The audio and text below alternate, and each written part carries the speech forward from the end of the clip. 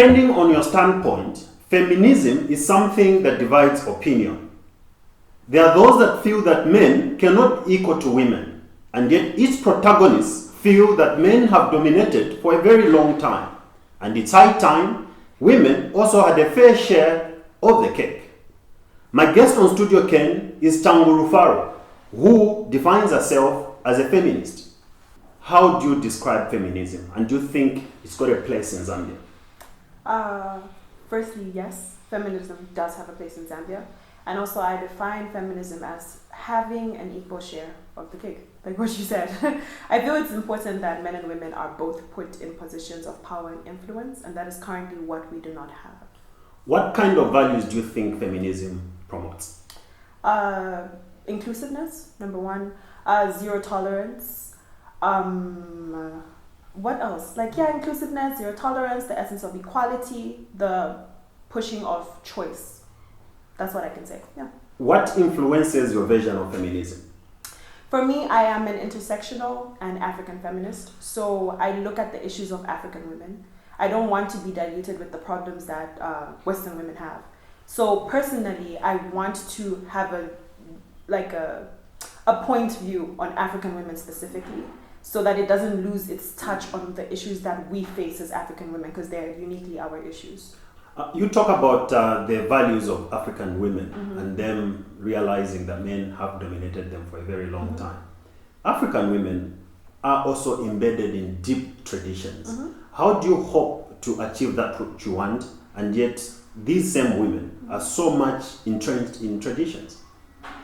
So when it comes to tradition, I feel they are harmful traditions and good traditions. Obviously, the part that comes with respect, I feel the fact that as Africans, we're very respectful people. Respect so many different aspects. Elders, religion, spirituality, we respect those things. But there are some harmful practices that I feel need to be changed, which take away choice. And once choice is taken away from women, then that automatically means that it's not right, because choice is a right that you have. You see, the thing with feminism is that it directly approaches women while indirectly tackling everybody else. Now, because we live in a system that is heavily patriarchal, that means that men are at a position of privilege and women aren't. And so we need to take women out of the dark, give them the opportunity to see, open their eyes, give them this feminist lens, give them a lens of equality, and then we can then get on the level playing field. So right now, we're not even at a space where how do you men hope and women to achieve equal. a level playing field when by nature, biologically, there are just certain roles that women are supposed to perform, and those that are reserved for men? For instance, you can't go underground to dig for copper, to give an example. You can't dig trenches along the roads, but women will be sweeping along the roads. Yeah. You see, the thing is, when it comes to choice, like I mentioned before, if they are women who do want to dig and go in the mine and get copper and dig in the road and do all these things, they should be given the opportunity to do that. And if a woman doesn't want to do that and she wants to sweep on the road, that's totally fine. The fact that women are not even usually considered to do such hard labor jobs is where the problem is. Because what if I can do it? What if I can dig and I want to dig? But at the same time, when you're given those jobs, I've heard and seen situations where women are given those jobs and they say, no, I can't do this. I'm a woman, I'm a lady. Treat me as a lady. I feel how I can tackle that situation is that there is a problem that we have with the systems that are put into place. For example, the fact that we live in a male-dominated society automatically means that we do have a balance where women do this and men do that. We have a society that focuses on gender roles, right? So it's as though women should only stick to one thing and men should stick to one thing. Once we dismantle the essence of gender roles, it's when we can also get into having a level playing field. A level playing field shouldn't only apply to CEO jobs or top jobs. A level playing, yeah. So why is the emphasis so much on top jobs and not the manual jobs, for instance? I feel maybe based off the fact that we need to, personally, I start from the household because I feel that's where everything starts. Once women have an equal playing field in the house, in the home, then it can now seep into everything else. So for example, if we both have full-time jobs, because now everybody's working, where we've moved past the fact that in most spaces where the man is only working and he's the only one doing the job, now women and men both work. Now, based off that, if I come home late, you come home late, do you still expect me to cook for you? Do you still expect me to take care of the kids? Like, we're both tired. We should help each other. And once that is understood, helping each other is not a problem to most men, but it's the way you want to go about that helping each other. It's like there's a rota that has been drawn. So today it's your day of cooking. Tomorrow it's you changing the baby's napkins. And then when it comes to the money that is brought to the table at the end of the day, most times, I'm not saying all the time, men bring a larger portion. So therefore it shows and it goes that women have got a lesser role to play in some of these things. Okay, because I would want to agree with you in some sense, but then if we look at why women don't make as much money as men, that is also another system of patriarchy. We do live in a male-dominated society, so automatically that means that it does benefit male individuals. And oftentimes women are sidelined. And I know now we're looking at women who do get into these spaces, CEOs, people who are bosses, project managers, country directors who are female. But then that is a speck of who we are as African women, because so many women don't have these opportunities and are sidelined because they are women. But no one stops you from being a bus conductor or being a driver. No one does that. I think it's important to emphasize that how I went back to the whole essence of gender roles, because society has a view of women only being particularly able to do one job and men being able to do the other, that automatically means that some women won't want to take up these positions, you know? So what I feel needs to be done is to remove the whole concept of gender roles. That will then give everybody an equal playing field, because then it'd be like, you're a person can do this job. Do you think feminism is something that is practically achievable, or it's more of theory? I really do think it is achievable, based off the aspects and the spaces that we've been in, to educate and having people want to know more. The mere fact that people want to know more is more than enough, because people, once they want to get the knowledge and the education, that's where everything starts. If more people understand the theories behind feminism, they'll probably be at a point where they can actually choose, do I prescribe to this or do I not? People don't prescribe to feminism because they don't understand it, not that they actually just disagree with it. Why do most feminists come across as being bitter and angry towards men? It's like it's a sin for one to be a man. Okay, firstly, we're having a conversation here. I don't think I'm a feminist. Do I come across angry? Most, I'm not saying all of them. Yes, I mean, I've seen people on Twitter, I've seen people on social media who just from nowhere post men are trash. And you're saying, look, this person was born as a result of a man having participated in the process. How can someone equate men to trash, no matter the felonies? I mean, are men really trash? Personally, I am for that movement. I advocate for the Men Are Trash movement because of what it stands for. I feel it has been watered down. It stands for rape culture. So this is a movement that stands for how men usually are rape apologists, how men usually do indulge in who make rapey jokes, who sexualize women in a rape-like way. But we've also heard of stories where young boys get raped by women. But I've never seen any movement talking about women being trash. I feel what we need to understand is that when we talk about a system of patriarchy, it is a male-dominated system. And just because it is a male-dominated system and mindset does not mean that women cannot be patriarchal. And because of that, we still say that women who are patriarchal are still in the male-dominated mindset. So that is still the mind of a man. And that's why if you look at suicide numbers, men kill themselves more because of the fact that they cannot emotionally express themselves based off the systems that are put into place. When you talk about rape, no society condones rape. Okay, and like I'm saying, women also are known to abuse young boys. Yeah, that's true. Why is the emphasis so much on men? And yet these things happen. If we look at numbers, automatically we wouldn't know how many numbers are for men because, like I said, they don't really report. And we know that the speck of women... But you know that they are there. Yes, I know that they're there, 100%. I know that young boys and even older men do get put in abusive situations. But the thing is, this is why I'm talking about the system itself. Once we dismantle this patriarchal norm, it will remove the essence of toxic masculinity, meaning that men will be more vocal with their abuse and will be able to gauge the numbers of how many men do get into abusive relationships, how many men do get raped. And that's when we'll be able to then equally see how best we can fix the rape culture that we have. Rape culture is not only about the women in our society. It's also about the men in society. We do know that women do perpetrate that as well. Why don't you talk about it then?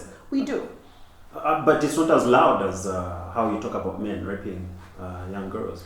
Usually when we look at statistics in the news, when you look at stories in the news, it's men rape this 14-year-old, men rape this 2-month-old baby, men. So the whole essence of the Men Are Trash movement is that you've seen that this is happening. We have done so many campaigns against rape culture. Why are you still raping babies? Why are you still raping these young girls? But surely you cannot educate people, men in this case, by calling them trash, can you?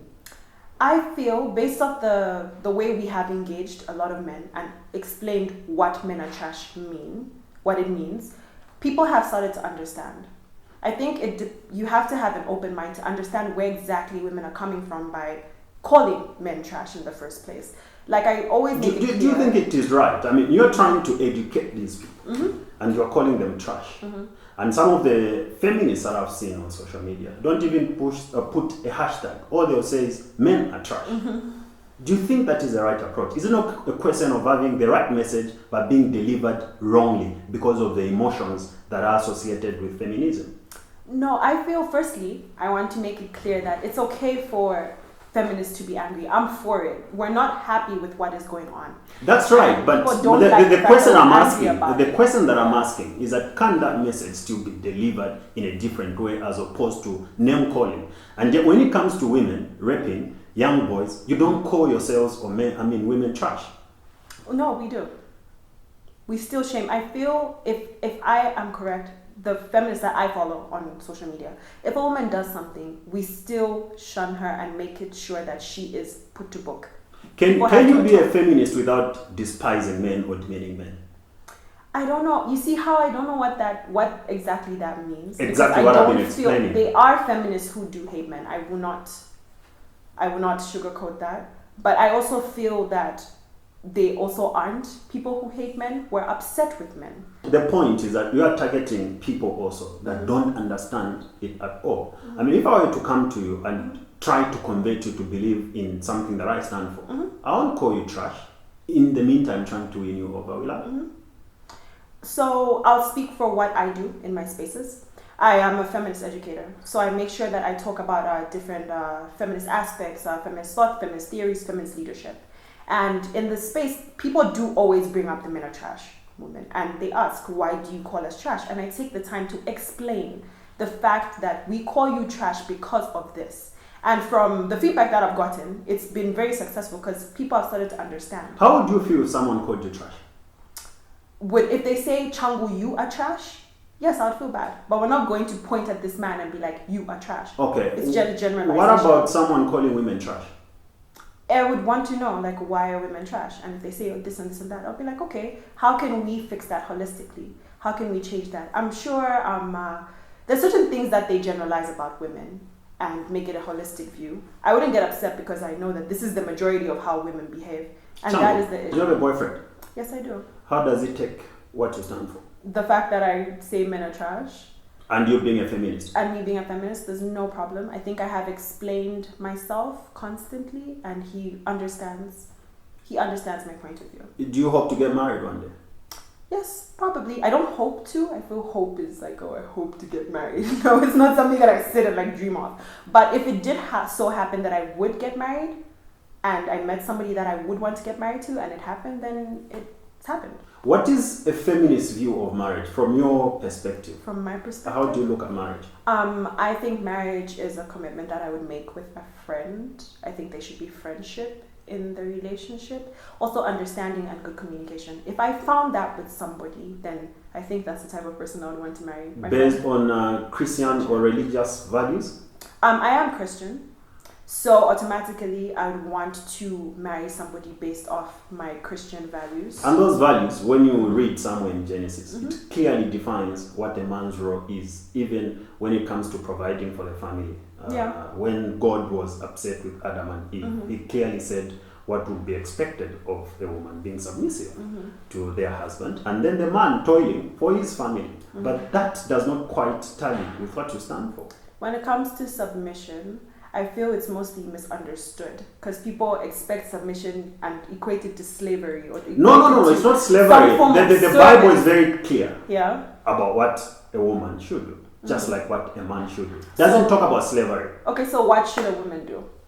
Being submissive, just like a man does for his family. But in your way of looking at things as feminists, what you're saying is that there have to be equal opportunities. I mean, a man has to talk for the family, provide for the family. It doesn't say the woman should provide for the family. It's a man's role. And therefore, patriarchy, maybe not justifying it, kicks in as a result.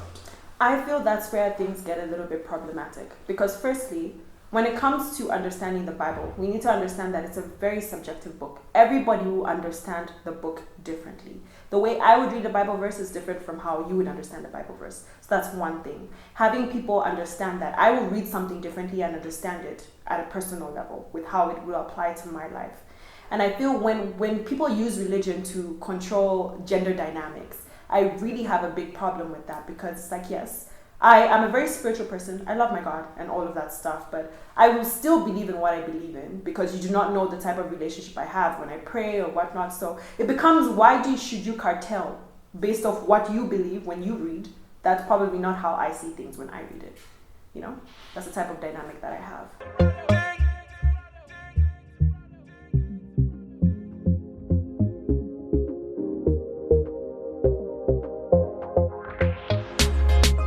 Have you had previous boyfriends that have had problems with you being a feminist? Actually, yes, I have. Have you lost more or gained more? Have I lost more or gained more? I feel personally, at a personal level, gaining, as in, okay, could you explain what you mean? Boyfriends, have you had more boyfriends coming to you and having a successful relationship the moment you mentioned that you're a feminist, or a lot more going away because you've told them that you're a feminist? I feel that question is subjective, because what exactly is a successful relationship? Like, how do you define a successful relationship? I mean, if I come to you and I propose and you tell me you're a feminist, I walk away. A relationship hasn't even kicked in. But then why would somebody, propose love or propose marriage? Love. Propose love? Yeah. Love, then later on leads to marriage. If somebody really wants to be with me, they will take the time to understand my worldview. I feel that's very important. So I automatically would not even want to date a man that would be intimidating. So give me an idea of your relationship as a feminist with your boyfriend, your current boyfriend. How does it go? So obviously there are a lot of... You tell him to clean the floor sometimes? No, that is not what feminism is about. No, just trying to understand. No. That is not what feminism is about. Okay. Because I feel relationships are more than those type of roles. Like, hey, cook for me, clean for me, all of that. I feel it's important that we have equal footing. If I'm at this person's house and I'm hungry, and if I want to cook, I should make the choice to cook. It shouldn't be expected of me to do that because I am female. It should be, okay, we're hungry. Do you feel like cooking? Yeah, I feel like cooking. I'll cook. Or you should cook. I don't feel like cooking today. Do you feel like cooking? No. If the both of us don't feel like cooking, we're in a modern society. We can order food. We can go out to eat. That's how have your parents received you as a feminist? At the beginning, I think it was a little bit annoying for them to have me be all feminist in the house. But it has actually created a feminist lens with the people who are around me. Automatically, when we encounter each other and I explain my worldview, they start to notice different stereotypes, different things that are not politically correct, so many things. So I think it impacts the people around me, and they're starting to understand that, you know, there's certain things that are not right around us. And do you believe in Lobola? No. Why? Because I feel it is a system of objectification and a system that is put into place to objectify women, really. I feel once you put money and a person, people will argue that this person belongs to them as if it's an object. So do you honestly think that traditions that have been there for centuries, like bride price, Lobola, can be dismantled through feminism? Personally, for me, I feel the concept behind Lobola has been watered down. It has been made into a money-making venture. And I feel that's where the problem is. The moment you start to equate women to, oh, okay, she's achieved this much, so you need to buy her off me, that is where the problem comes from. If you're going to pay a token of appreciation, it should be that, a token. Elaborate prices are ridiculous. If two people who are married are going to decide to have children, they should be able to know that they want this child, they have to take care of this child.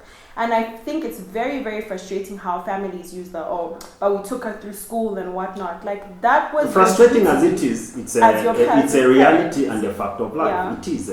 So how do you hope to dismantle all that? I feel what we need to do is revisit what Lobola is, right? And personally for me, I feel when I have children, I do not want them to be paid for, right? If the man insists on giving some form of token, whatever, right? But I would not make it a point that, oh, okay, we're gonna sit you down. You've been to school, you have a master's, you have a PhD. So we're gonna price you at 35,000 because like you're like so expensive. And I feel I've been in spaces where women are like, oh no, I'm too expensive. Guys can't afford me, blah, blah, blah. And I'm just like, that is an objectification itself. And we will continue being looked at as objects if we continue to equate ourselves to money. Should men be scared of women like you, feminists? If a man is scared of a woman like me, then he shouldn't even approach me. But they won't know until they approach you. Yeah, and I feel if I intimidate a man or if I intimidate people, why are you trying to experience my energy if you find me so intimidating, you know? Especially when it comes to like pursuing a relationship with me. I wouldn't want to be with a man that finds my worldview intimidating. I'd want to be with somebody who wants to challenge and also wants to learn. Once you want to learn from me and to understand who I am as a person, you can then see if this is your cup of tea or not. Not by just using what you think is feminist, like, oh, feminists are bad, that's what I know. Like, do you really know? Because if you did, you would probably have a more open mind. So I prefer to date open-minded men, so to say. Are you of the view that a man can describe himself as a feminist? Yes. If you're a man, would you accept feminism? Yes, I would. Explain. I have a lot of feminist ally friends who are male, and I feel it's based off believing in the fact that women have an equal footing at the table. Women are equal to men. I feel people think feminism is a problem because of the word femme. It's like a femme automatically means female. But in as much as we directly tackle women's issues, it directly tackles so many other problems. Systems of oppression in various forms. Feminism has a sector of the environment, has a sector of racism, looks at LGBTQ communities, different aspects. So I feel anyone who wants to be part of the movement are free to be part of the movement. It's just based off choosing to be. Why do most feminists not shave under their arms and legs? I wouldn't know that. That is their choice. Do you? Yes, I do. I do. I feel for me it's more of a cleanliness thing. I don't like hair on my body. But then if there's women out there who don't want to shave, they don't need to. They don't owe anybody to shave themselves, you know? So I feel that doesn't mean that all feminists out there just out there with hair all over their place.